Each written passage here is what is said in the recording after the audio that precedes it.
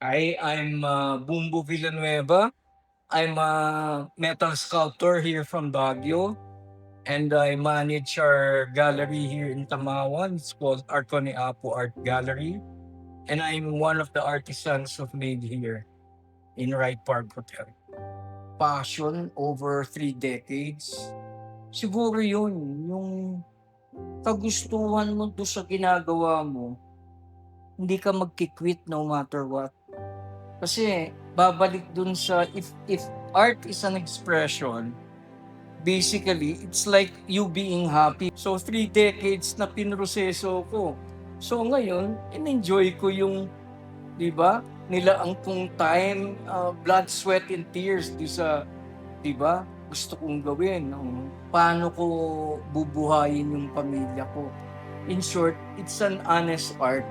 Ganun katotoo yung ginagawa mo to sa community na gusto mo makakita ng resulta doon sa binigay mo din, shinare mong hindi din sa'yo to begin with. Kung ano yung ginagawa ko, kasi yun yung napulot ko doon sa mga nauna, no? Sa uncle ko, sa tatay ko, yung mga iniidolo kong naunang sumabak sa field ng art. Pag mahusay ka, kahit na hindi ka maghanap, ikaw ang hahanapin. Ang universe ang gagawa ng paraan para makita ka at ma-share mo sa buong mundo yung talentong pinahiram sa'yo.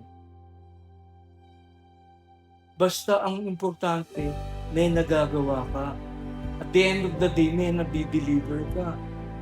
Kailangan ng disiplina, gawa ka ng gawa. Doon ka na-harness yung excellence eh. Paggawa ka ng gawa eh.